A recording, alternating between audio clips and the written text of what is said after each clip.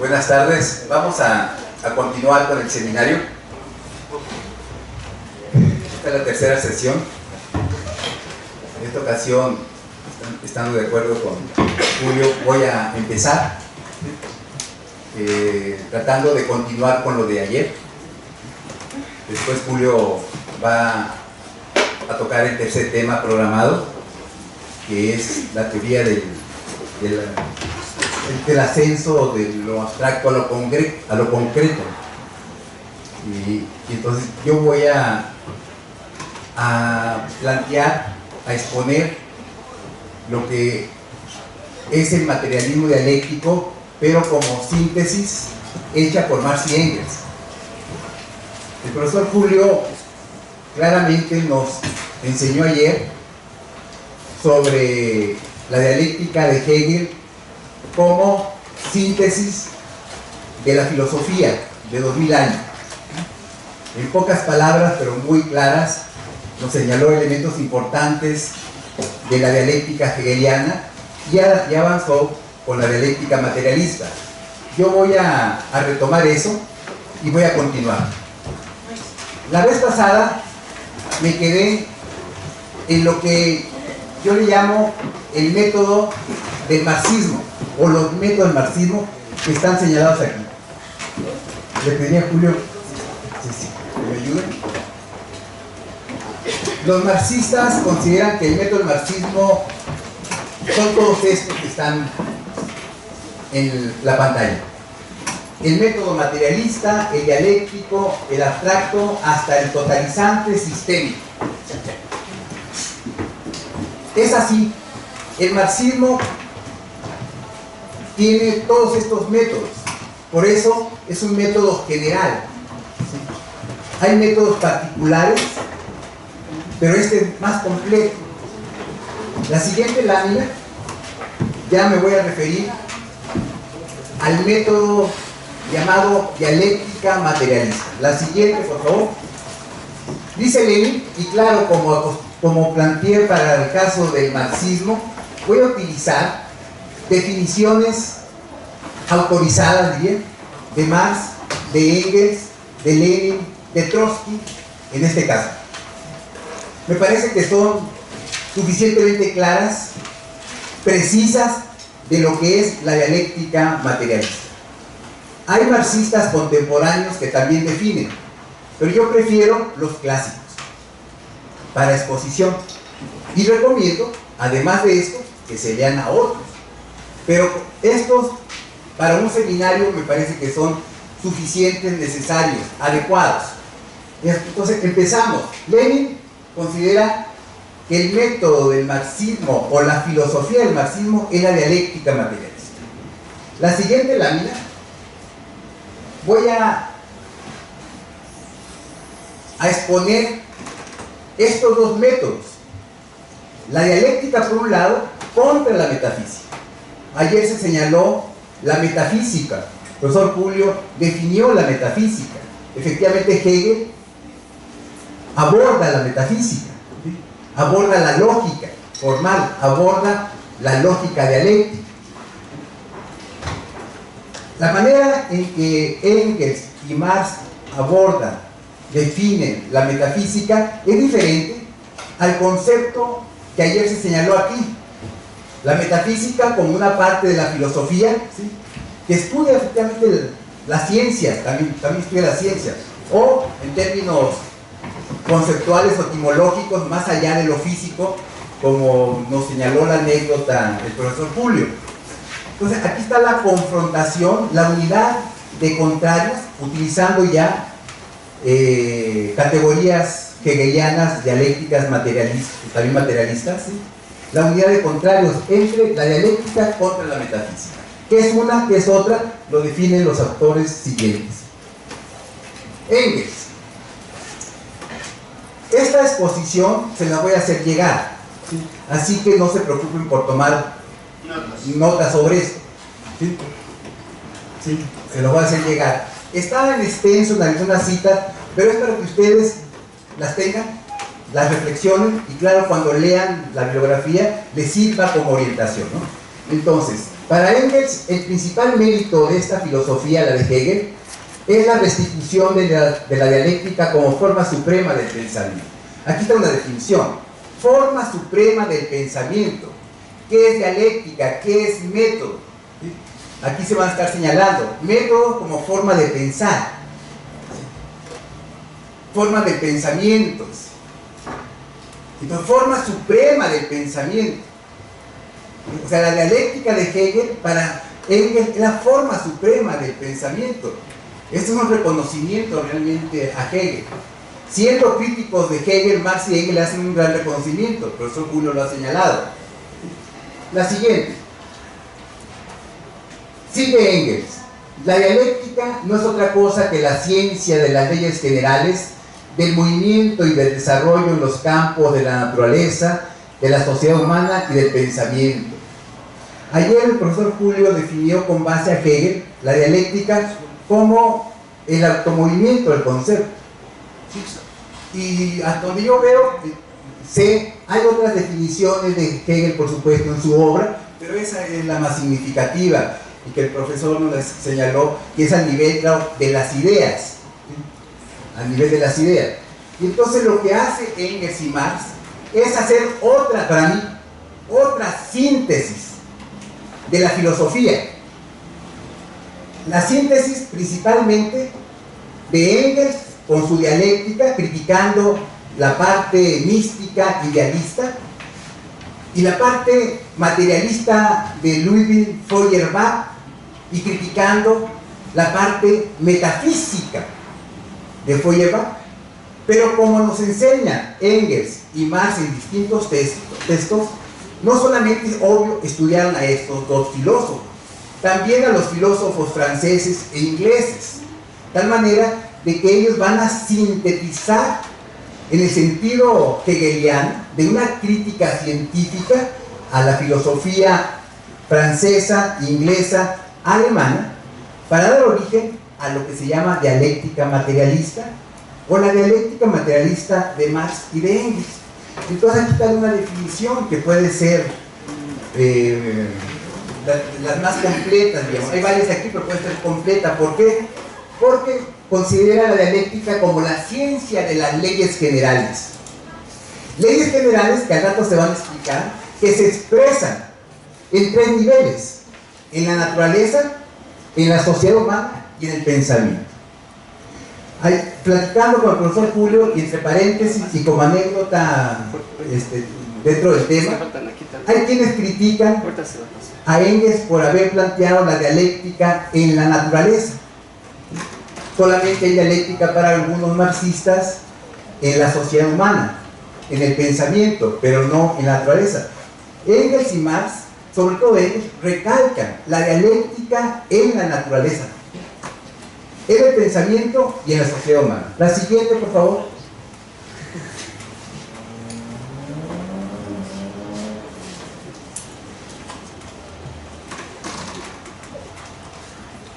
La dialéctica enfoca las cosas y sus imágenes conceptuales sustancialmente en sus conexiones, en su concatenación, en su dinámica, en su proceso de génesis y caducidad. Miren, el aporte de Marx y Engels, yo diría sobre todo de Engels en términos de definición, porque a él le tocó desarrollar con más amplitud, obligado por las circunstancias, a la dialéctica. Y entonces, esta definición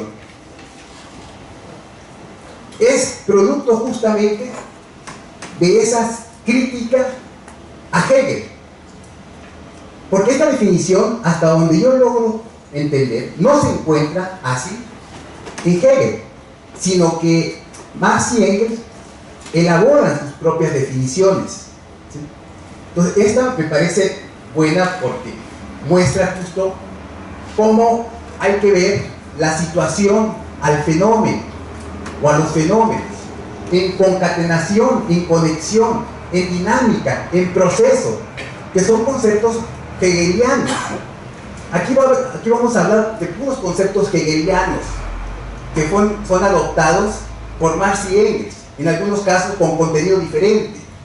Pero la terminología de la filosofía de Marx y Engels, yo digo, una gran parte es la dialéctica de Hegel y el materialismo de Feuerbach.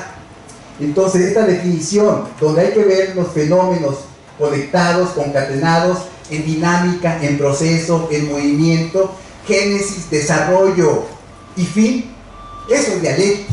La siguiente lámina, que es continuación, se concibe todo el mundo de la naturaleza, de la historia y del espíritu. En Hegel hay mucho el espíritu, distintos tipos de espíritu. Entonces uno piensa, ¿qué es eso de espíritu? Se pregunta. Aquí está aplicado como la parte del conocimiento, del pensamiento, ¿no? De las ideas. Naturaleza, historia humana, por supuesto, espíritu. Ver esto como un proceso. El profesor Julio señaló la dialéctica, en pocas palabras, es movimiento. Diríamos, es vida, es proceso. Y si es proceso, es origen, desarrollo y fin. Analizar los fenómenos como un proceso viviente. Y si es viviente, claro, es porque tiene contradicciones, porque tiene opuestos que hacen que funcione ese organismo. Entonces, esto definiría a un dialéctico. Es decir, en constante movimiento, cambio, transformación, desarrollo, y se intenta además poner de relieve la íntima conexión que preside este proceso movimiento y desarrollo. Siempre van a insistir estas definiciones en movimiento, en desarrollo, en proceso, en concatenación, en origen y fin. La siguiente, por favor. Engels. Aquí está la definición del concepto contrario, la metafísica. El viejo método de investigación y de pensamiento que Hegel llama metafísico se ocupaba preferentemente de la investigación de las cosas como algo hecho y fijo e inmutable. Algo hecho fijo, un hecho fijo e inmutable. ¿Se acuerdan ayer de que el profesor Julio nos habló de un filósofo griego que es el representante del inmovilismo? ¿Alguien me recuerda cómo se llama? Parménides. Muy bien. Ese sería en esta definición un metafísico, contrario a otro filósofo griego que es el representante de la filosofía clásica griega, de la dialéctica, del movimiento, del curso, como es Heráclito. La siguiente, Heráclito. Sigue Engels. Aquí ya es como definiciones más concretas. Para el metafísico, son muy claras. Las cosas y sus imágenes en el pensamiento, los conceptos, son objetos de investigación aislados, fijos, rígidos, enfocados uno tras otro, cada cual de por sí como algo dado y perenne. La otra lámina, la que viene, piensa el metafísico solo en antítesis, sin mediatividad posible, para él una de dos: sí, sí, no, no. Porque lo que va más allá de esto de mal procede. Para él una cosa existe o no existe. ¿Recuerdan todos esta expresión de algún literato inglés? El ser o no ser, el to be o no to be. Si utilizáramos esta definición, así como está, es esa famosa frase de Shakespeare, pues sería un metafísico. ¿Se es o no se es? ¿Se está o no se está? ¿Sí o sí o no o no? No puede haber una respuesta sí y no a la vez. Porque para él una cosa existe o no existe. Un objeto no puede ser al mismo tiempo lo que es y otro distinto. O sea, aquí no se ven con el metafísico los llamados grises, la mediatividad. Tiene que ser bueno o malo, bonito o feo, hombre o mujer, cuando sabemos de que se puede ser los dos a la vez. Lo sabemos porque somos dialécticos intuitivos o conscientes, porque siguiendo el método dialéctico uno lo aplica y efectivamente rompe con todo esto. Pero los metafísicos, que por cierto son la mayoría, piensan así. Adelante, por favor. Lo positivo y lo negativo se excluyen en absoluto. La causa y el efecto revisten a sí mismo, a sus ojos, la forma de una rígida antítesis. A primera vista, este método discursivo nos parece extraordinariamente razonable porque es el de llamado sentido común. Disculpen una cita tan larga, pero vale la pena según mi opinión, porque está claramente definido lo que es la concepción metafísica. Es una concepción que dije que yo creo que la mayoría la tiene. ¿Por qué? Porque la aprendemos. No hay necesidad de estudiar para que uno tenga esa forma de pensar, adquiera esa forma de pensar. Y aquí Engels dice que esa manera de pensar tiene que ver con el llamado sentido común, que por cierto es otra de las expresiones muy comunes en Hegel, en la fenomenología del espíritu. Habla mucho del sentido común, del sentido ordinario, ¿sí? Del pensamiento común. Y hace la crítica justamente a eso, porque está criticando la lógica formal, la lógica aristotélica. Esto del sentido común, a nivel intelectual, es la lógica formal aristotélica. Aristóteles escribe un tratado de lógica, pero no es dialéctica, es la lógica formal. ¿Y esa lógica formal de dónde sale? Del sentido común griego, de esa forma metafísica de pensar. Pero esa forma metafísica, como vamos a ver más adelante, es necesaria para enfrentarnos a la vida, para desarrollarnos dentro de la vida de la sociedad. Pero es una forma de pensar muy limitada. La siguiente lámina, por favor.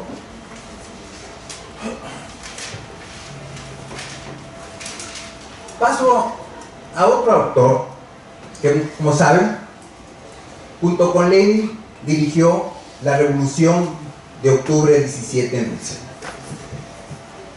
Lenin y Trotsky no solo son líderes políticos, son marxistas teóricos, muy formados y formadores, y voy a utilizar algo de Trotsky, que también muestra la definición de lógica, dialéctica y lógica formal. Dice: el método del pensamiento puede ser dialéctico o vulgar, consciente o inconsciente, pero existe y se hace conocer.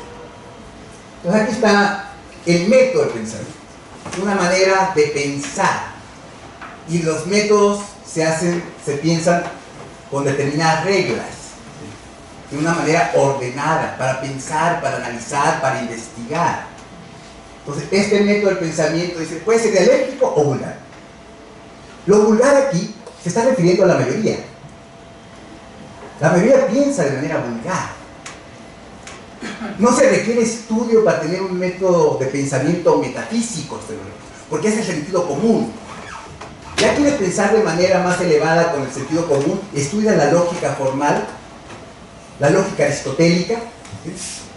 En las escuelas enseñan esto, y está muy bien, eso está muy bien. Pero la lógica dialéctica es otra lógica superior, y es lo que está planteando. O somos conscientes o inconscientes. Lo que aquí estamos proponiendo es que se sea consciente, que se estudie, que se lea sobre esto. Y la bibliografía que damos puede ser inicial para algunos. Adelante. Sigue Trotsky. La dialéctica no es ficción ni misticismo, sino una ciencia de las formas de nuestro pensamiento. En la medida en que no se limita a los problemas cotidianos de la vida, sino que trata de llegar a una comprensión de procesos más amplios y complicados. La dialéctica y la lógica formal mantienen una relación similar a la que mantienen las matemáticas inferiores y las superiores. En la medida en que no se limita a los problemas cotidianos de la vida, o en la vida cotidiana utilizamos la lógica formal si no hemos estudiado la lógica dialéctica, o no somos dialécticos intuitivos, inconscientes, que en algunas ocasiones lo somos sin darnos cuenta, actuamos o pensamos de manera dialéctica sin haber estudiado. Hay expresiones comunes que muestran justamente esa dialéctica, en canciones, en dichos populares, en memes. Sin saber que es dialéctica se expresa. Sin darse cuenta, es inconsciente. Por supuesto hay quienes son conscientes, pero esto, como la economía política, como las matemáticas, como tantas materias, se estudian ¿sí? Se estudia, la aprende uno, no la aprende solamente viviendo o por la experiencia. Entonces, lo que señala Trotsky es la diferencia entre la dialéctica y la lógica formal, y me parece interesante cómo hace la relación con el álgebra, con las matemáticas inferiores y las superiores, ¿sí? El cálculo, las derivadas, ¿no? Adelante, por favor. Dice Trotsky, la relación entre el pensamiento dialéctico y el pensamiento común es semejante a la de una película con una fotografía. La película no invalida la fotografía inmóvil, sino que combina una serie de ellas de acuerdo a las leyes del movimiento. Queda claro. ¿Quién está en contra de la fotografía? Nadie. Pero estamos también a favor de la fotografía superior, que es el video, la película, que son fotografías en movimiento. Entonces, la lógica formal en este caso sería la fotografía. Un video, una película, es la dialéctica. Depende para qué lo quiere uno. A veces necesita una fotografía, a veces una película. Usamos la lógica formal o la lógica dialéctica. Adelante. Ahora viene otra contradicción, otra unidad de contrarios de dos concepciones filosóficas: el materialismo contra el idealismo. Adelante las definiciones. Engels. De nuevo Engels. Engels tiene mejores definiciones porque a él le tocó desarrollar la filosofía marxista. Ojo, esa es mi opinión. Marx no la desarrolló suficientemente. Cuando Marx logró entender la dialéctica y el materialismo, ya se dedicó a otras cosas. Las obras de Juventud, a ver si Julio está de acuerdo, desde su tesis doctoral, diríamos hasta el manifiesto comunista, pasando por la crítica a Engels de lo que ya señaló, la crítica al Estado y al derecho de Engels, ¿sí? O la crítica a los hegelianos de izquierda con la Sagrada Familia, la ideología alemana también crítica a los hegelianos de izquierda, la filosofía, la miseria de la filosofía de crítica a Proudhon en términos económicos y en términos filosóficos, los manuscritos económicos filosóficos del 44, que como su nombre lo indica, critica incluso aquí mucho más a Hegel, creo que a Feuerbach. Son textos, unos otros más que no menciono, donde se forma criticando a la filosofía alemana, representados por estos dos autores que hemos señalado, Hegel y Feuerbach. Pero después se dedica realmente como líder político, como economista, como comunista, como organizador del proletariado, como ensayista político, y ya no aborda hasta en el prólogo a la contribución, que creo que va a tocar Julio. El prólogo a la contribución va a señalar en pocas palabras lo que es el materialismo histórico, y le va a tocar a Engels posteriormente, a partir de los 60, con el Anti-Düring, con el Ludwig Feuerbach y el fin de la filosofía clásica, con el socialismo utópico científico y con la dialéctica de la naturaleza, desarrollar la filosofía de Marx y de Engels. Por eso son estas definiciones, de ahí las tomo, porque son mucho más claras. Muchos años después de la aportación primera de Marx, Engels la desarrolla. El gran problema cardinal, dice, especialmente de la filosofía moderna, es el problema de la relación entre el pensar, espíritu, las ideas, y el ser, la naturaleza. Esta es una de las definiciones clásicas. Entre el pensar, entre el ser y pensar. Adelante, por favor. Sigue Engels. Hegel era idealista, para él las ideas de su cabeza no eran imágenes más o menos abstractas de los objetos y fenómenos de la realidad. Las ideas no eran imágenes más o menos abstractas de los objetos y fenómenos de la realidad, sino, la siguiente, que estas cosas y su desarrollo se le antojaban, por el contrario, proyecciones realizadas de la idea que ya existía, no se sabe cómo, antes de que existiese el mundo. Julio ya tocó algo de esto. Es la relación entre el ser y el pensar, la existencia social y la conciencia social. Entonces Engels, aquí de manera también muy clara, nos define cómo era Hegel. Hegel era idealista.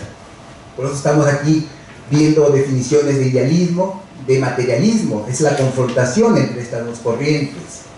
Entonces la crítica a Hegel es la parte mística, la parte idealista, y absorbe de manera crítica la parte dialéctica de Hegel. Es la que reconoce, y es lo que va a ser parte ya de la dialéctica materialista marxiana. Adelante. Materialismo, la definición. Sigue Engels. Concibe el mundo real, la naturaleza y la historia, tal como se presenta a cualquiera que lo mire sin quimeras idealistas preconcebidas, enfocados los hechos en su propia concatenación y no en una concatenación imaginaria. Mundo real, mundo real. Materialismo es mundo real. Son los hechos, hechos vistos con su causa, ¿sí? Relacionados los hechos, no de manera inmóvil, únicos, fijos, sino son los hechos, unos con otros, enfocados en su propia concatenación y no en una concatenación imaginaria, ideal. Adelante, por favor. Engels. Aquí tenemos entrecomillado el concepto materialismo histórico. Quiere decir que Engels en alguna parte de sus textos habla de este concepto materialismo histórico. También habla de la concepción materialista de la historia. Los críticos, adversarios teóricos de Engels señalan de que Marx jamás habló del término materialista histórico. Con esto quieren descalificar la aportación filosófica de Hegel, de Engels. Yo no estoy en esa opinión, no soy de esa opinión. Para algunos, Hegel no desarrolló la dialéctica materialista de Marx de buena manera, sino que sentó las bases de la vulgarización del marxismo en general y de la filosofía marxista en particular. Entonces critican con base a que nunca usó Marx el término materialista histórico, sino que lo inventó, lo creó Engels, para descalificar, ahora sí, no a Marx, sino a Engels, por no haber aportado, sino al contrario, haber quizás hasta tergiversado, vulgarizado lo que es la dialéctica materialista de Marx. Dice: es la concepción de los derroteros de la historia universal que ve la causa final y la fuerza propulsora decisiva de todos los acontecimientos históricos importantes. Causa final y fuerza propulsora definitiva de todos los acontecimientos históricos importantes en el desarrollo económico de la sociedad, en la consiguiente división de la sociedad en distintas clases y en la lucha de clases entre sí. Desarrollo económico. ¿Les parece que esto lo podemos traducir a fuerzas productivas? División de la sociedad en distintas clases y en lucha de clases. ¿Les parece que esto lo podemos traducir a relaciones sociales de producción? Que son otros conceptos marxianos, de Marx. Marx habla de una gran contradicción de este sistema y de todos. Las fuerzas productivas y las relaciones sociales de producción. O sea, traduciéndolo así, lo que dice Engels es que para explicar cómo funciona el mundo, cómo funcionan los fenómenos, para comprenderlos, lo tenemos que hacer a partir de lo que se llama estructura económica social, según Marx, de las fuerzas productivas y las relaciones sociales de producción, ¿sí? De las fuerzas productivas y de la lucha de clases. Esto en última instancia es lo que explicaría lo que Marx llama la superestructura, que no es el momento de abundar en ella. Adelante, por favor.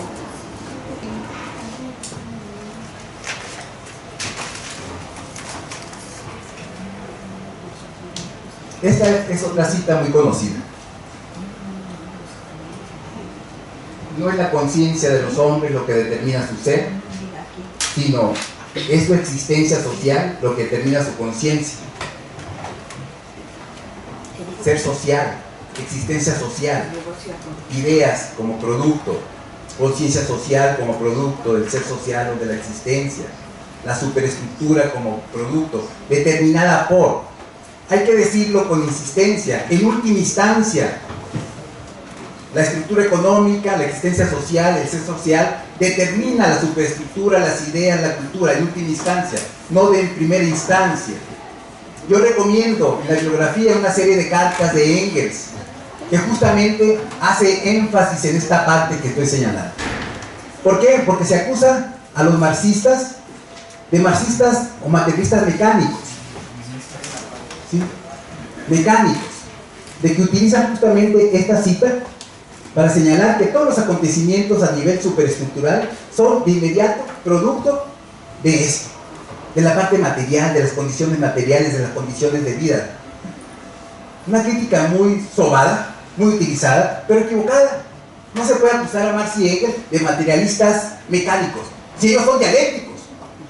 El que haya señalado en un texto en donde se encuentra esta cita y no haya tenido la precaución, diríamos, la gentileza de explicar un poco más, no, era por otras circunstancias. No pretendían más que quedara claro esta relación. Pero como los marxistas que retomaron a Marx y Engels lo hicieron de manera mecánica, dogmática, todo lo explicaban por las condiciones materiales. Todos los cambios por las condiciones materiales, y no es así, no funciona así. En última instancia, a largo plazo, la economía determina, voy a continuar mejor. La otra, por favor. Dice Marx, es necesario juicio profundo para comprender que al modificarse las condiciones de vida de los seres humanos en sus relaciones sociales, en su existencia social, se modifican también sus nociones, sus conceptos e ideas. Una palabra, su ser consciente. Él pregunta, ¿es necesario explicar esto? Claro que sí es necesario, porque para él era obvio, después de haber estudiado Feuerbach, y a los materialistas franceses, a los materialistas ingleses, él llega a esta conclusión. Pero para el resto de la gente sí es necesario. No es, sí es necesario comprender esto. De que las condiciones cambian las relaciones sociales y cambia la forma de pensar de uno. Simplemente utilizando esto, apliquémonos a nuestra situación. ¿Sí? Apliquémonos. Se modifican nuestras condiciones y también nuestra forma de pensar. Viene uno de Guerrero, viene uno de Sonora, llega a la gran ciudad, como sonorense, como guerrerense, pensamos de una manera, en esas condiciones concretas, y más si vivíamos en la parte rural. Llegamos a la gran ciudad, y son esas condiciones las que nos van a determinar nuestra forma de pensar. ¡Obvio!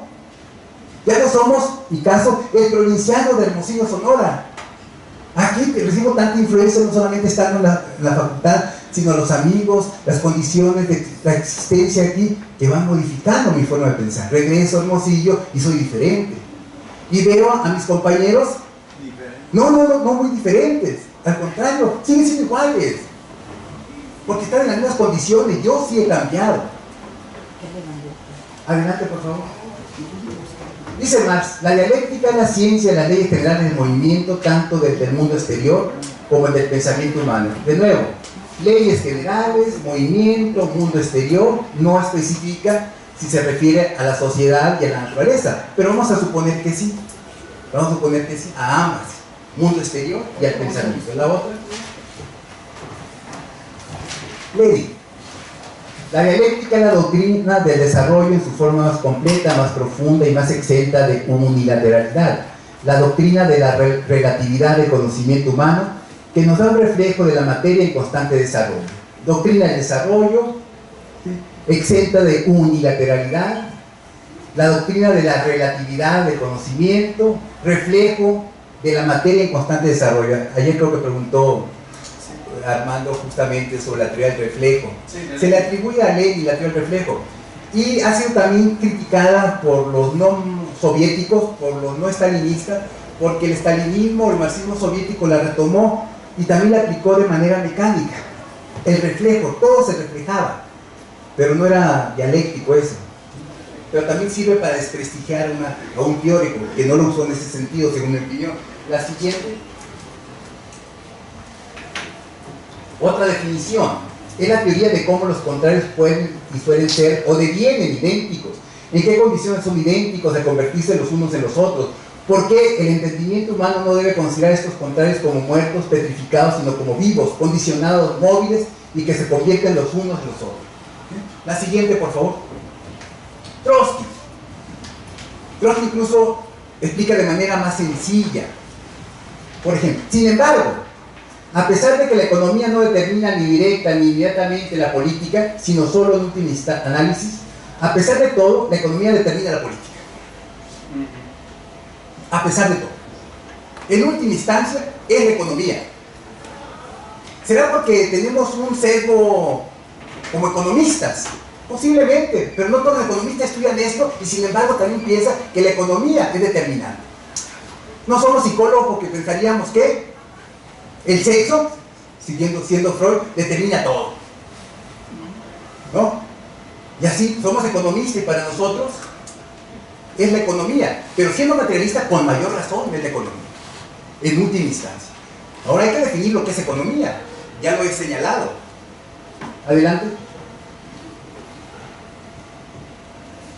Dice Trotsky, los marxistas afirman esto, mientras que los profesores burgueses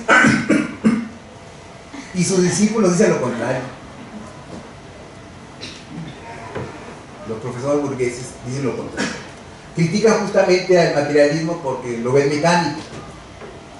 Pero en última instancia, sí, la economía para Trotsky, para los marxistas, determina. La política, en este caso, la política. Adelante. Leyes de la ley. Voy a ver rápidamente leyes y después categorías y conceptos. Leyes.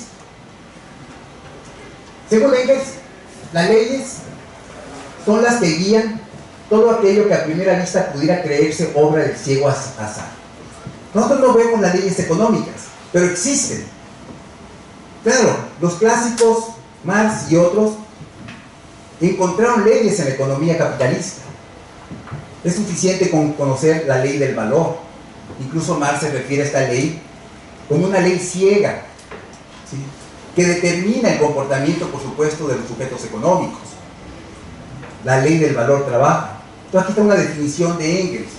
Leyes dialécticas del movimiento, de la naturaleza, la sociedad, el pensamiento. Miren nomás el reconocimiento. Desarrolladas por vez primera por Hegel de un modo amplio y general, aunque en forma mistificada. Amplio general. Yo no he encontrado, por mi lectura limitada de Hegel, que diga exactamente, esta es la ley tal. Esta es la ley tal, como enseguida la vamos a ver. Pero Marx y Hegel las sacan de ahí y las convierten en leyes. Le llaman leyes. ¿A qué? A lo siguiente. Aquí. Leyes, la dialéctica como ciencia de la concatenación total. Otra definición por si faltara. Por si faltara. Leyes fundamentales. Trueque de cantidad y cualidad. Mutua penetración de las antítesis polares y trueque de la una en la otra, si se la lleva hasta su extremo. Desarrollo a través de la contradicción o negación de la negación. Forma de desarrollo en espiral. Esto lo saco de la dialéctica de la naturaleza, es textual, creo, de la página esa, de la edición. Pero aquí hay varias leyes fundamentales. Recalco, trueque de cantidad en calidad y viceversa. Mutua penetración. En fin, estas son algunas leyes. La siguiente lámina continúa con leyes señaladas explícitamente por Engels. La ley de la negación, entre paréntesis, superación dialéctica, unidad y lucha de contrarios, contradicción, porque también se le llama así a esa ley. A la ley de la negación también se le llama como está entre paréntesis. Trueque de cantidad en calidad y viceversa. Aquí están dos, están tres, están varias. Siguiendo a Engels se han señalado dos o tres. Pero son esas y más leyes de acuerdo a otros autores. La siguiente, por favor. Aquí de nuevo Engels, pero de otro texto. Ley de la transformación o trueque de la cantidad en calidad y viceversa. Ley de la penetración o interpenetración de los contrarios. Ley de la negación de la negación. La siguiente, Trotsky también nos ayuda con esto. Hegel en su lógica, dice Trotsky, estableció una serie de leyes. Cambio de cantidad y calidad, esta ya la conocemos. Desarrollo a través de las contradicciones, también. Conflicto entre el contenido y la forma. Contenido y forma, se le ve como ley, cuando es una relación, efectivamente, entre dos categorías, que forman una unidad. Todos los fenómenos tienen contenido y tienen una forma. Entonces aquí Trotsky le llama ley también a esto, siguiendo a Hegel. Conflicto entre interrupción de la continuidad, cambio de posibilidad en inevitabilidad, etc. A ver la siguiente. Ya voy casi a terminar. Lo que siguen son categorías, conceptos, ideas. Vamos a suponer que ya que nos quedó claro lo que es la dialéctica, lo que es el materialismo, lo que es idealismo, lo que es la metafísica. Son suficientes definiciones autorizadas para partir en la comprensión del método dialéctico materialista. Pero no basta con esto, hay que conocer las leyes, y aquí están señaladas algunas. De manera general, por supuesto, hay que estudiar cada una de ellas. Y Hegel nos enseña, tiene capítulos sobre eso. Y ahora las categorías de Hegel, las categorías de la dialéctica materialista, los conceptos son las siguientes. Yo las tomo, bueno, esto viene de Hegel. Según Hegel, las categorías sirven como abreviaturas por su universalidad. Son representaciones. Sirven también para la más exacta determinación y hallazgo de relaciones objetivas. Así define Hegel, en lo que yo encontré, lo que son categorías. Adelante. Marx. Las categorías, dice Marx, expresan formas de ser, determinaciones de existencia, a menudo simples aspectos.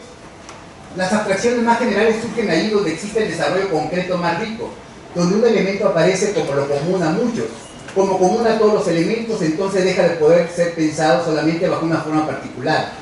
Conceptos, categorías, uno a veces puede buscar la diferencia entre ellos, pero en los teóricos esto se maneja de manera indistinta.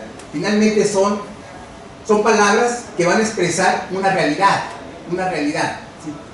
¿sí? Son palabras que por medio de la abstracción definen fenómenos. Adelante. Son abstracciones, generalizaciones, simplificaciones de lo concreto real, muy bien, de lo concreto. Engel, los conceptos son las cosas y sus imágenes en el pensamiento.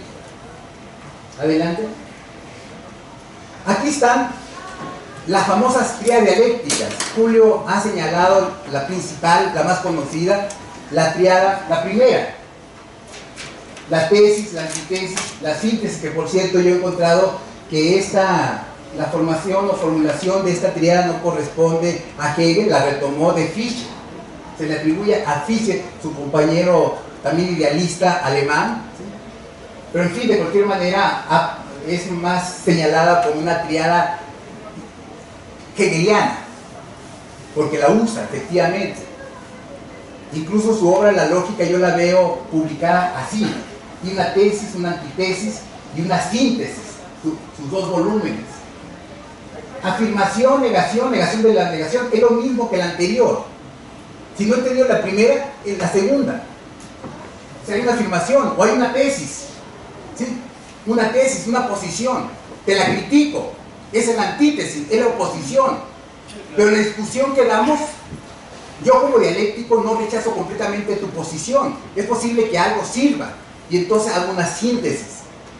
Me quedo con algo de lo criticado, pero además yo elaborado. Esa es la guía dialéctica, que es de las más aplicables y la que sirve justamente para el desarrollo de la ciencia. ¿Sí?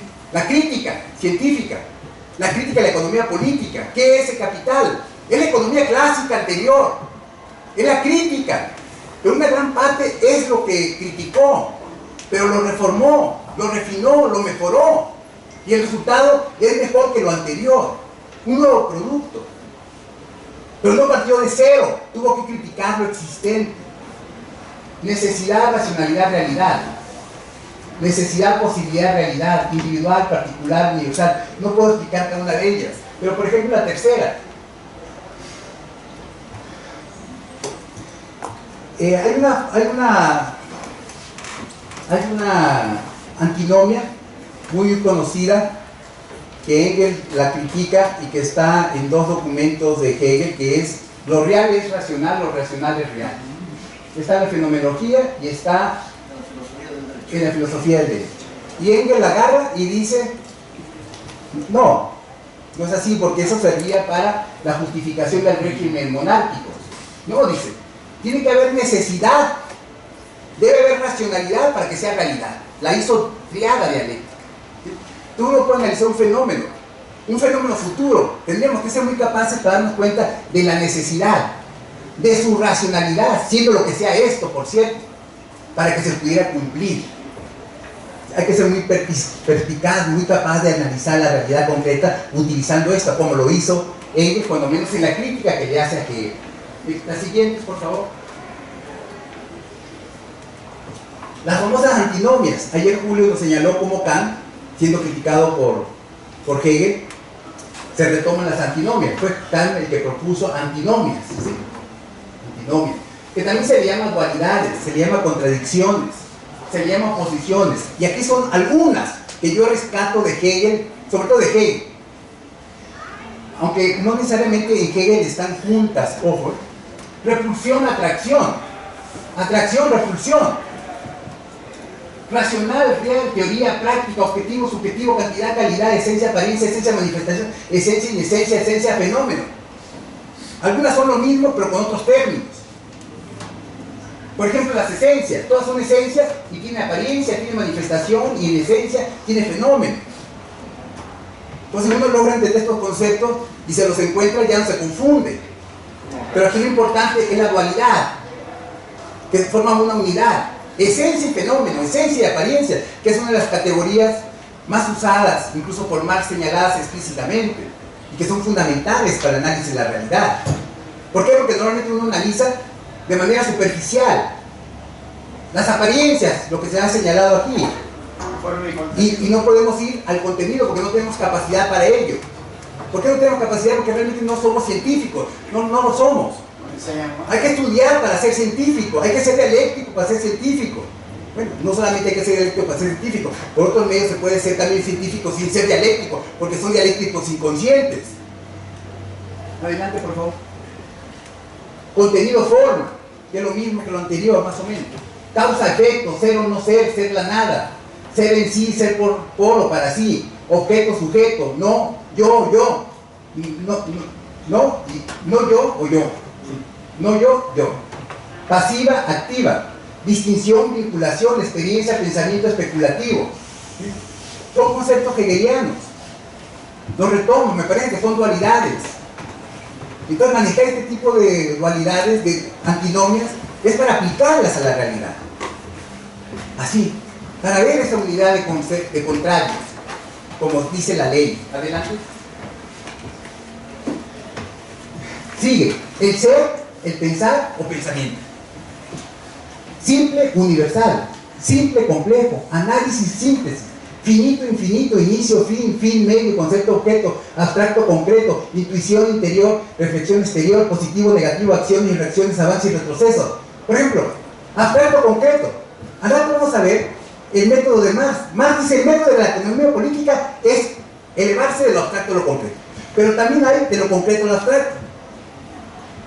Aquí les estoy mostrando que esto, siendo parte de la filosofía hegeliana, de la filosofía dialéctica materialista, pues está incorporado. Si uno maneja la dialéctica materialista, podemos ser abstractos concretos. No es cierto que hay que estudiar solamente lo abstracto y concreto en el tercer apartado de la introducción a los Grundrisse. No, hay que ser dialéctico. Ya era dialéctico cuando planteó el método de la economía política. Ese es un método muy concreto, pero es parte de la dialéctica. Adelante.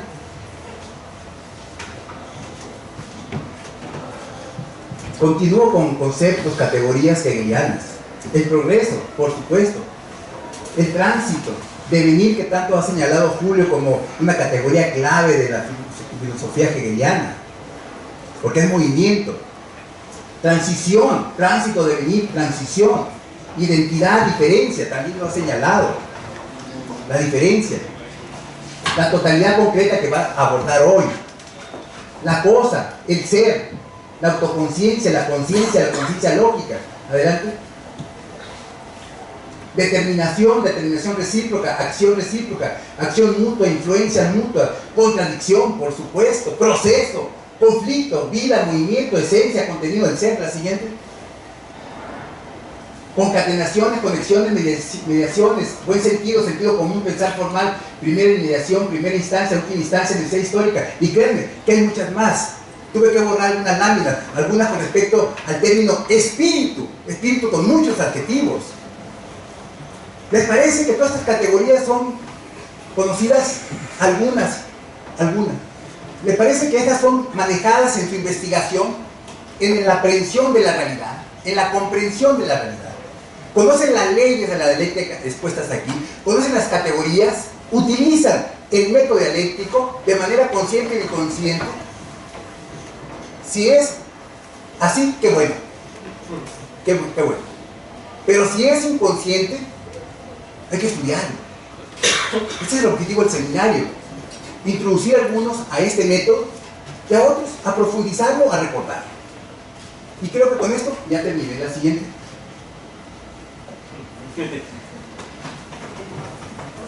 Me voy a apoyar en todo lo que ha dicho José, porque eso es muy necesario para entrar a este tema que es el método de la economía política, que es ese método que consiste en elevarse de lo abstracto a lo concreto. ¿Qué querrá decir esto de método? ¿Qué querrá decir esto de elevarse de lo abstracto a lo concreto? A ver, inicialmente quiero decirles que la investigación, les decía el día de ayer, es post festum. No se puede hacer investigación, que tanto hablamos en nuestras facultades, investigación. No se puede hacer investigación si es que no tenemos esos conceptos y categorías bien claritas, bien definidas en la cabeza. Si no hay esos conceptos, difícil que podamos hacer investigación. Hablar de investigación es, como dice Marx, referirse a hacer investigación, es hacer investigación de algo, pero de algo que ha cumplido un ciclo de vida. A ver, dice Marx, la reflexión en torno a las formas de la vida humana y por consiguiente el análisis científico de las mismas toma un camino opuesto al seguido por el desarrollo real. Comienza post festum, después de los acontecimientos, y por ende disponiendo ya de los resultados últimos del proceso de desarrollo. Es decir, cuando un acontecimiento, cuando un ciclo de vida terminado, recién tiene su razón de ser o investigación. Hegel en su tiempo decía, el búho de Minerva levanta vuelo al llegar el crepúsculo, es decir, el día transcurrido, el desarrollo científico se ha realizado, los acontecimientos sociales se han realizado, y ahí recién el búho de Minerva se levanta, es decir, recién tiene su razón de ser la filosofía. La filosofía no es un pensar sobre el vacío, la filosofía es un pensar sobre lo real. Lo real siempre es la fuente para el conocimiento. Entonces tienen que realizarse ciclos y ahí tiene su razón de ser la filosofía. Hablamos de investigación y eso supone un método. ¿Qué es el método? Todos mis estudiantes dicen es el camino que se sigue para llegar a un fin. Bueno, casi literalmente esto es cierto, pero cuando ya se trata de ir un poquito más allá, diremos, el método es el conjunto de procedimientos que sigue, que utiliza el investigador para llegar a un determinado fin. ¿Cuál es ese fin? ¿Cuál es el fin de la investigación? La producción de conocimiento, ¿no es cierto? Estrictamente hablando, cuando hablamos de investigación científica, esa investigación científica tiene que terminar en la producción de un conocimiento nuevo. A veces eso no siempre se realiza, pero estamos en términos teóricos y hablando en sentido estricto.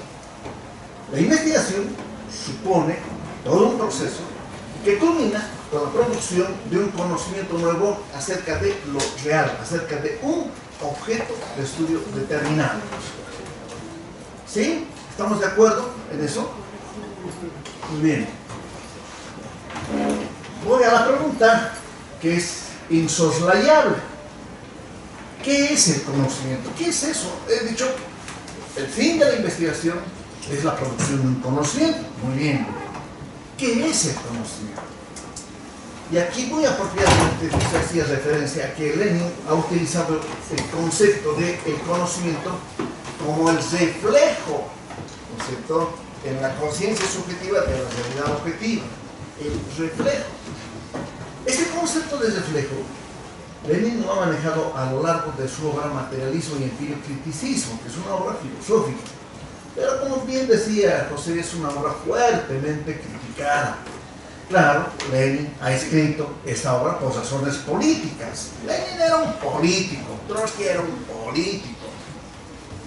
Ya quisiéramos que en la humanidad haya un Lenin y haya un Trotsky, de verdad, ¿no es cierto? Dos hombres, dos revolucionarios a la cabeza de ese gran acontecimiento como fue la Revolución Rusa de 1917. Sin Lenin, sin Trotsky, yo creo que no había ese proceso revolucionario. Estaban los bolcheviques ahí discutiendo la noche del 24 de octubre, ¿cuándo nos vamos a volver a reunir? ¿No? Llega Lenin junto con Trotsky, toman la decisión y dicen, ahora, hoy, mañana será tarde para la revolución, hoy, ahora. Eran políticos. Y miren, políticos que tenían una formación filosófica envidiable. Lenin había estudiado a Aristóteles, había estudiado a Hegel. La ciencia de la lógica fue estudiada por Lenin. No leyó la fenomenología del espíritu, no sabemos, no hay referencias que haya estudiado esta obra. ¿Y qué podemos decir de Trotsky? Un gran cerebro, ¿no sé qué? Un intelectual, político además. Y este detalle más antes de entrar a la parte filosófica, que es un poquito dura.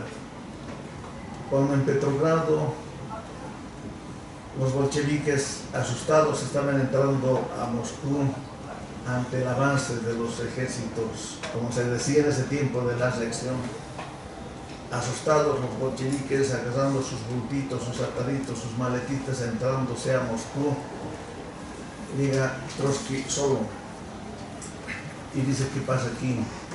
Y organiza todo el ejército rojo ahí y de resistencia. Esa talla de hombres son los que también necesitamos en nuestra América Latina, ¿no?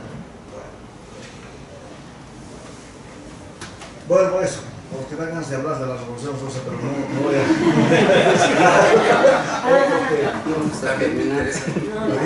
Y lo toco en mi librito ese de la Revolución Rusa. Pero Lenin ha escrito sus libros como político y ha escrito esta obra Materialismo y Empírico-Criticismo por razones políticas, porque había una serie de desviaciones en los bolcheviques de ese tiempo. Y maneja ahí la teoría del reflejo. Y el reflejo, obviamente, tiene un contenido mecánico.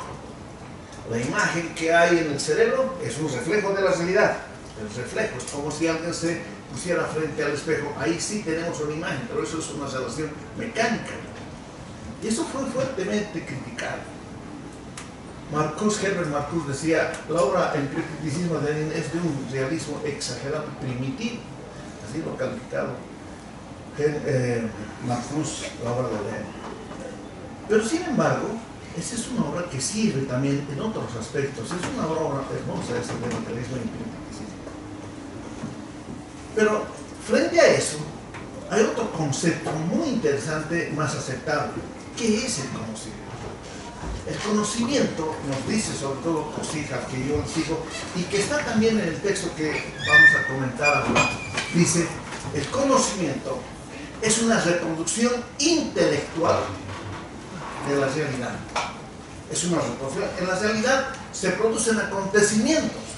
Hay muchas actividades que se realizan, procesos que hay en la realidad material e histórica, en nuestra realidad. Se producen acontecimientos. El conocimiento es una reproducción mental, es una reproducción intelectual de ese acontecimiento que se ha producido. Esa es una de las cosas muy interesantes que Kosig nos dice, creo que con mucha propiedad, acerca de lo que es el conocimiento. Es una reproducción intelectual de aquello que se ha producido, de lo real. Sigamos avanzando. Estamos hablando de método y hemos hablado de investigación, porque no puede haber investigación sin método, ¿no es cierto? Y sin técnica también, pero nos interesa la parte del método. Porque esta es una de nuestras debilidades. En nuestras facultades, ¿no es cierto? A veces en mi facultad es por años. Se llevan metodología 1, 2, 3, 4, 5 y parece que eso fue insuficiente. Cuando ya están a punto de hacer sus tesis, se les dice, ¿con qué método vas a trabajar? El estudiante dice, método, no sé, pues, no he visto eso, no. Cuando han visto, lo cierto es que no han estudiado, no han asignado. Pero todavía, ¿con qué marco teórico vas a hacer tu investigación? Ah, no, eso es peor. Marco teórico doctor, marco teórico licenciado, marco. O sea, parece que estuvieran en cero, ¿no es cierto? Y es porque también ha habido descuido en los estudiantes. No tanto, el docente avanza. El estudiante siempre dice, no hemos llevado nada, y no está seguro, y no es así. Marx dice, la investigación se orienta hacia tres aspectos. Uno, el investigador tiene que apropiarse, dice, la materia en todos sus detalles. Eso está en el prólogo a El Capital. El investigador tiene que apropiarse de la materia en todos sus detalles. Segundo, tiene que estudiar su coherencia interna. Tres, tiene que analizar las diversas formas de desarrollo. Miren ustedes. Cuando hablamos de conocimiento, estamos hablando de un tipo de apropiación. El sujeto cognoscente, diremos que es el ser humano, sujeto cognoscente, es el que se apropia de la materia, pero es una apropiación cognoscitiva. El sujeto se apropia, yo me apropio de este marcador, pero me apropio cognoscitivamente, ¿sí? Y por tanto, hago una reproducción intelectual de este objeto. El conocimiento, repito una vez más por su enorme importancia, es una reproducción intelectual y espiritual, dice, acerca de este objeto, acerca de la realidad. El conocimiento como producción no quiere decir producción de lo real, como entendía Hegel. El conocimiento es una apropiación cognoscitiva de lo real, no es producción de lo real, ¿no es cierto? Una cosa es que Hegel haya pensado y con ese conocimiento él ha creído que ha producido lo real. No, el conocimiento es una apropiación cognoscitiva, una apropiación intelectual de la realidad. Entonces estamos avanzando. He hablado sobre lo que es investigación, he hablado sobre lo que es el método, he hablado sobre lo que es el conocimiento. Porque si no definimos bien estos conceptos, podríamos no entender lo que viene a continuación. Ahora bien, hablo de realidad material histórica. Esta realidad yo la denomino, o siguiendo Marx, digo, esta es una totalidad concreta. Totalidad concreta la voy a denominar así, real, objetiva. ¿Sí? Muy bien. Esta realidad. Mi objeto de investigación, si ustedes quieren. El objeto de investigación es una construcción intelectual, ¿no es cierto? Aquel que quiera hacer un objeto, que quiera hacer una investigación, el docente dice, muy bien, ¿cuál es tu objeto de investigación? ¿No es cierto? Y aunque no les guste a algunos estudiantes, el docente le va a preguntar, ¿has delimitado tu objeto? ¿Has delimitado temporal y espacialmente? ¿Has configurado bien tu objeto de investigación? Porque si no está bien configurado el objeto de estudio, no vas a hacer investigación alguna. ¿Sí? No hay planteamiento del problema, hipótesis, lo que quieran. Si no se ha definido el objeto de investigación, estamos perdidos. Ese estudiante está en cero. Tienen que partir de cero y tienen que ponerse a estudiar y pensar.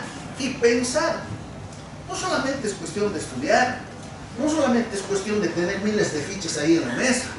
La cuestión es también pensar al construir un objeto de estudio.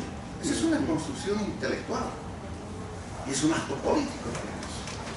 Porque las investigaciones no son neutrales, ¿no es cierto? Ya sabemos eso con Marx bien claro. Totalidad concreta real. Ahora bien, esto es lo concreto. Voy a ir aquí, de esto que es concreto, se surgen, como dice Marx, la intuición, pero también dice el conjunto de representaciones. ¿Sí?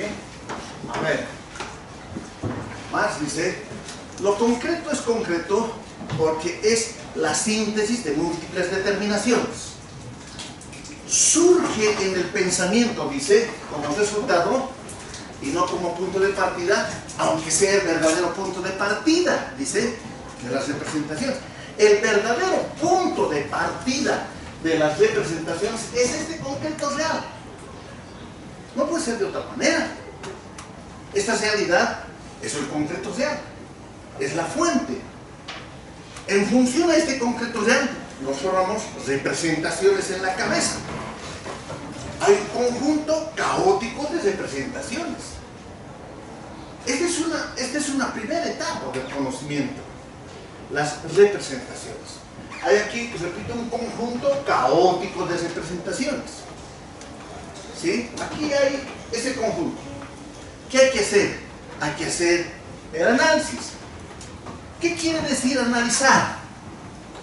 Quiere decir que el pensamiento interviene y hace descomposiciones, ¿no es cierto? Analizar, diremos, es la descomposición de un todo en sus partes o de un problema en cuantos elementos sean posibles, ¿no es cierto? Analizar, distingue. Pero además, aquí viene la abstracción. ¿Qué quiere decir abstracción? O si no definimos estos conceptos, no pasa nada. Abstraer quiere decir distinguir, separar, aislar, dejar a un lado aquellas representaciones consideradas como secundarias respecto a las primarias. Abstraer es separar, aislar, distinguir. ¿Sí? Aquellas representaciones que son secundarias, ¿para qué? Para concentrarme en aquellas abstracciones o representaciones que son primarias, primordiales, importantes. No es que no existen aquellas representaciones consideradas como secundarias, existen, pero solo se las reconoce como tales, como secundarias. Si ya estoy haciendo ese trabajo, ya estoy practicando aquí esto que es abstracto. Cuando estoy trabajando con las representaciones, estoy haciendo ese ascenso, diremos así, ese ascenso de lo abstracto a lo concreto. Voy ordenando las representaciones, una tras otra, una tras otra, una tras otra. Voy dejando aquellas representaciones. No me sirve en mi investigación si el abuelo de Aristóteles se llamaba tal o cual, no me interesa eso. Eso es secundario. Entonces voy concentrándome en lo que Aristóteles dijo, las cosas centrales. En la vida real, en aquello que estoy investigando, surgen una serie de informaciones. Tenemos una serie de conocimientos. Algunas tenemos que ir desechando. Y nos vamos concentrando en aquella información, en aquellos conocimientos que son primarios. Y vamos seleccionando. vamos haciendo la abstracción, vamos dejando a un lado otras, vamos ordenando la abstracción y vamos haciendo ese proceso de ascenso de lo abstracto a lo concreto. Es decir, voy llegando a la síntesis. ¿Sí? A ver, ¿qué hace un relojero? Le digo, ¿sabe, señor relojero? Quiero que este reloj está mal. Vaya, agarra sus lentecitos, se pone y lo desarma. Diremos, hace análisis, ¿no es cierto? ¿Qué hace el relojero para que funcione? Toditas las partes las vuelve a armar y funciona. Eso es mecánico. En el proceso de investigación, la síntesis no es un proceso mecánico. He dejado a un lado las abstracciones, aquellas representaciones secundarias, y solamente he tomado en cuenta lo primario, lo primordial, y en base a eso que es primario, he formado una síntesis. En la síntesis es un proceso donde están solamente aquellas representaciones consideradas como primarias. ¿Sí? Miren, aquí hay un proceso de lo concreto real a lo abstracto. Pero la ciencia no se inicia aquí. En realidad la ciencia se inicia aquí, con la intervención del pensamiento que trabaja las representaciones. El científico trabaja con estas informaciones y las va ordenando, las va seleccionando y va formando una unidad de lo diverso. Repito, este pensamiento es fundamental. Dice, miren, Marx dice, lo concreto es concreto porque es la síntesis de múltiples determinaciones. Lo concreto en el pensamiento está aquí, aquí arriba está en realidad. ¿Sí?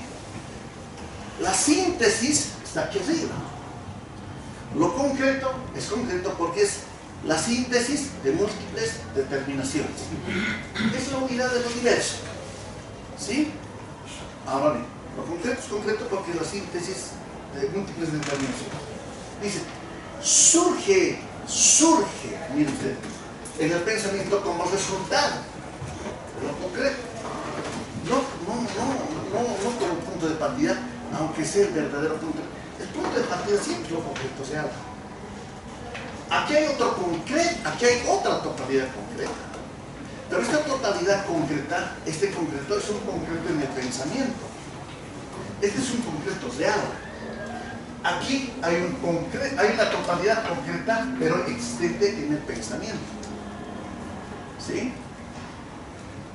Si hay algunas preguntas sobre esto, me van a hacer puntuales sobre esta parte que la considero muy importante. Como este es un proceso que se trabaja en el pensamiento, dice Marx, Hegel cayó, pues, dice, en la ilusión de concebir lo real como producto del pensamiento. Hegel ha creído que lo real es tal por la actividad del pensamiento.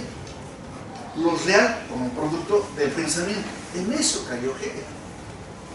Marx, en cambio, no. Y Marx utiliza el término de reproducción en este texto, cuando dice lo siguiente.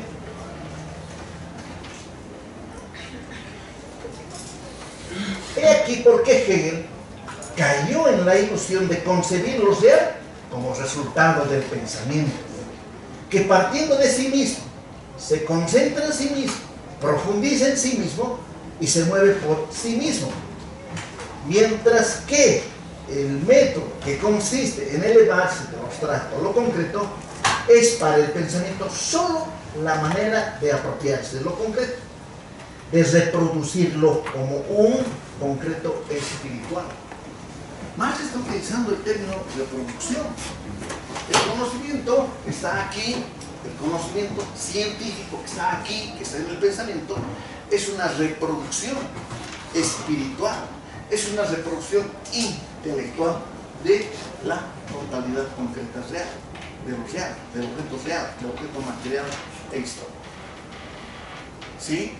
Este es el método que Marx ha utilizado y que nos plantea en su introducción general algunos dicen a los Grundrisse, pero eso se ha explicado y dice que no es una introducción a los Grundrisse, sino que es una introducción a toda su obra de economía.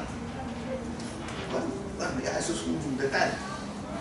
Pero aquí está expuesto, lo que algunos dicen, el discurso del método de Marx. El método de la economía política, que tiene un fuerte contenido filosófico y es dialéctico, es el método de ascenso de lo abstracto a lo concreto. El método dialéctico, repito, es el método de ascenso de lo abstracto a lo concreto. Es este camino científico. Pero este camino científico no puede realizarse, efectuarse si no hay este otro procedimiento. Porque cuando hablamos de representaciones, vamos a decir, ¿representaciones de qué? Las representaciones son siempre representaciones de algo. No pueden ser representaciones de nada. Las representaciones no existen por arte de magia. Las representaciones están ahí, existen, pero son producto de la totalidad concreta de algo. Este es el primer camino. Pero el camino científico es este, de lo abstracto a lo concreto. Esto ha sido objeto de muchas explicaciones, ¿no? Uno de los que ha trabajado es Lienkov, evidentemente, que tiene un libro sobre la dialéctica de lo abstracto a lo concreto. Kozik y Lienkov, ¿no? Es un soviético, me lo diré, Lienkov. Es el que tiene otro librito, autor, se llama Lógica Dialéctica, aparte de esta dialéctica de lo abstracto a lo concreto, tiene otro libro que se llama Lógica Dialéctica.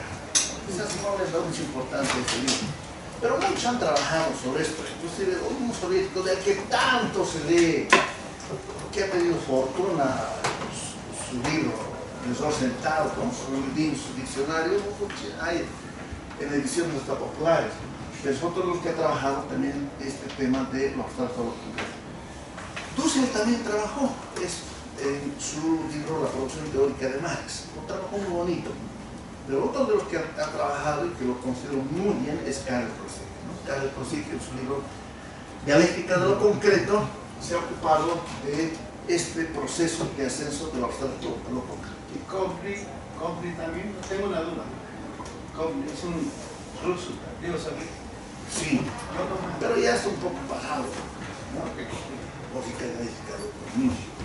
Estos últimos autores sí son autores que han trabajado con mucho. De Patti, con respecto a la metodología cuantitativa y cualitativa. Estoy recordando que en un texto de Heinz Dietrich, algo así, el alemán profesor de la UAM,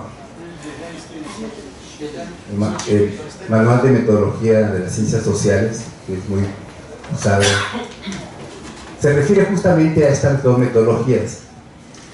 Creo que de manera sarcástica, ¿sí?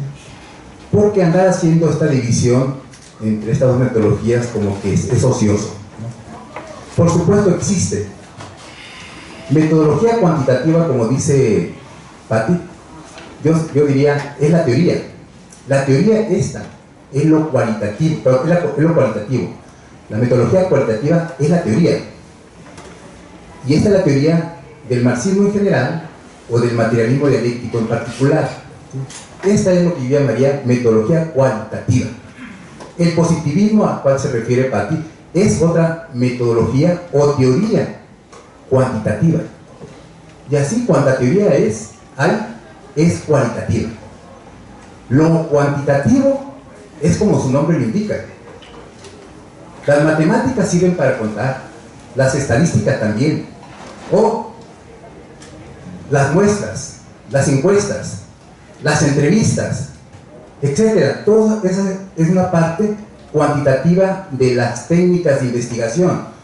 Entonces yo distingo esto entre teoría, entre método en general y la parte de las técnicas de investigación. Para mí la parte cuantitativa entra en esto último. Entonces, diálogo ¿entre qué? Entre el materialismo histórico y el positivismo. Siempre ha habido efectivamente discusión entre ellos. Ayer se señaló aquí que aquí en la universidad lo que impera es el positivismo. Y alguien se remitió hasta el fundador de la universidad, o Justo Sierra, o Gabino Barrera, el principal científico, pero Justo Sierra también era parte de los científicos porfiristas. Y ese pensamiento positivista, claro que sigue imperando, porque es parte del pensamiento del sentido común, de la metafísica, y que en su tiempo fue un gran avance, porque se basó en los hechos, contra el pensamiento religioso. Esto fue un gran avance, pero comparado con el materialismo histórico es retrasado, comparado con el marxismo es retrasado, es muy limitado. Y diálogo, pues ¿qué diálogo? ¿Discusión? Pues sí, siempre ha estado presente. Yo quería comentar esto con respecto a la posición de Patti. Y resumiendo, metodologías cuantitativas o teorías cuantitativas es para mí teorías, cualquiera. Y la parte cuantitativa, la de contabilidad, tiene que ver con técnicas de investigación. Utilizar herramientas cuantitativas para fundamentar, argumentar, sostener una investigación teórica. Porque no solamente es teoría, también es práctica, también son números. Entonces es lo que yo quería comentar. Gracias. Una cosita breve más por su enorme importancia. Coincido como ni siquiera el 99,9% con José, sino al 100%. El positivismo en América Latina se ha enraizado, los ha enamorado a los jóvenes, ¿no es cierto? Y han creído que es la última teoría y no es así. Que hay que hacer un esfuerzo intelectual. Sí, yo recuerdo un profesor que tenía, y le agradezco mucho a ese profesor, que me decía, a ver, siéntese bien, inclusive él me decía, siéntese bien. ¿Dónde está su bolígrafo, su lápiz? ¿Dónde está su texto? Aquí está el texto. ¿Dónde está su cuaderno de apuntes? Aquí está el cuaderno de apuntes. Muy bien. Lea, estudie, paso por paso. No pase una página si no ha entendido. Bien, tan básico, tan elemental, pero de tanto valor, ¿no? De tanta importancia. Leemos nomás, ¿no? Yo no creo en esos métodos de lectura veloz que hay, ¿no? Lea usted, en cuestión de un minuto puede usted leer 1000 páginas, no sé cuánto. No se puede, no. En materia de ciencia, de filosofía, eso no sirve para nada. Está bien el método de lectura veloz para leer el triunfo de un equipo de fútbol, ya está. No necesitamos más, sí, necesitamos leer esa información. Pero en materia de ciencia y de filosofía, sí, a ver, por eso me gustan mucho las biografías, les confieso así personalmente.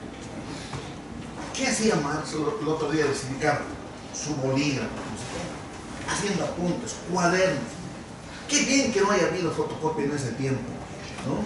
Porque Marx copiaba páginas y páginas, los libros de David Ricardo, de Adam Smith, y hacía exactamente, y hacía sus comentarios, ¿no es cierto? Eso es realmente valiosísimo. ¿Hacemos eso? No. A veces a lo máximo que llegamos al marcador, nos decimos, esto sí es importante, rapidito. Y queremos con una lectura veloz entender estos textos con los que hay que detenerse. Y eso no es así, eso tiene que servirnos a todos. Yo les digo, disculpen que hable de eso, pero es de mucha importancia. Si hay que leerlo a más, hay que leerlo a más, porque fue un hombre de ciencia, fue un filósofo. La economía, Marx, habíamos dicho, no hizo economía política, crítica de la economía política, o sea, criticó las categorías económicas que había manejado Adam Smith, David Ricardo, los fisiócratas y los economistas de su tiempo, los criticó. Inclusive se burló de ellos en el Capital en algunos momentos, ¿no? Algunos pensaban que los griegos vivían de la política y la gente en la Edad Media vivía de la religión católica. No se puede sostener eso, dice Marx, ¿no? Los hombres para pensar necesitan comer, y para comer pues hay que producir. Y ahí cuánta razón tiene José, cuando dice que la estructura económica, la economía, es pues eso, base, estructura económica que determina formas de organización social y formas de organización del Estado. Aquí me voy a referir brevemente el día de mañana. La estructura determina Y si determina al conjunto social, a las interrelaciones sociales, la estructura económica es pues prioritaria, es lo primero con respecto a la sociedad. Las sociedades no viven del aire, ¿no es cierto? Las sociedades viven de lo que sus hombres producen, de su estructura económica. ¿Y cuáles son?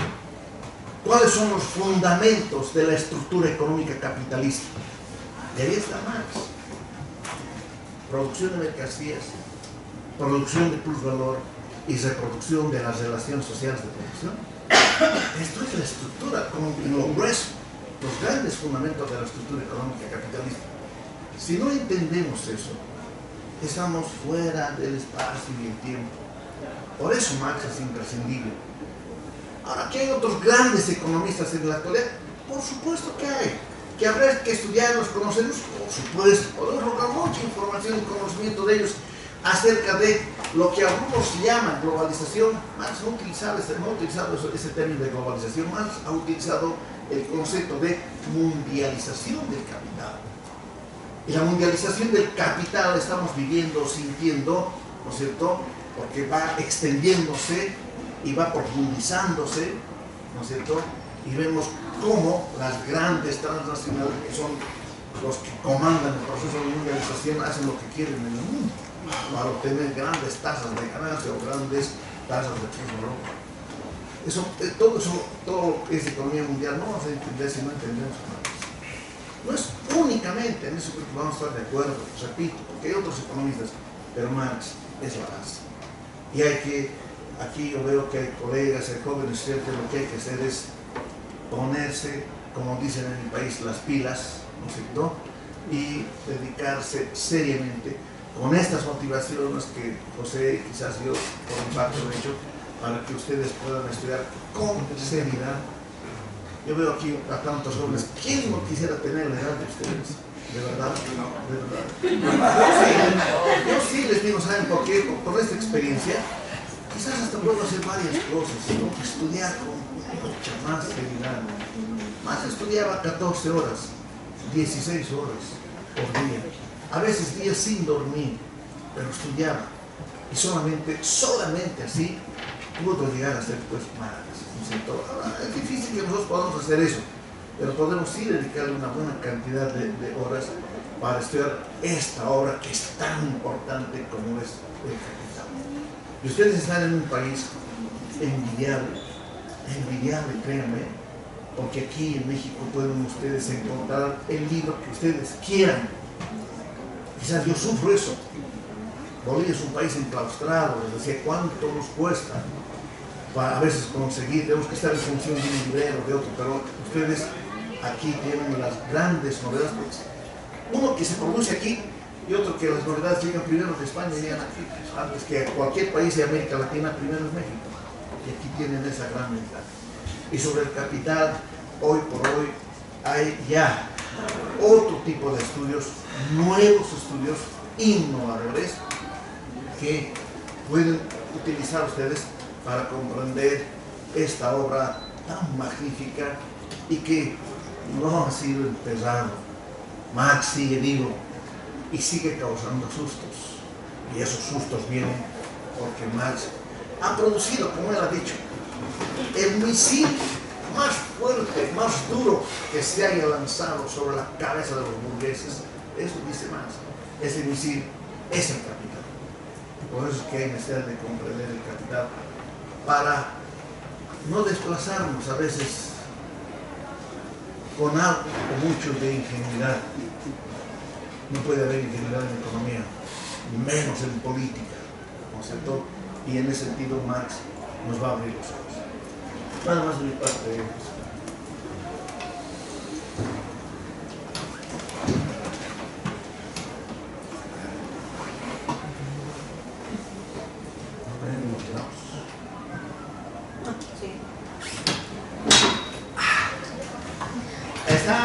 Muy bien, se acabó. Son las 7. Nos vemos mañana.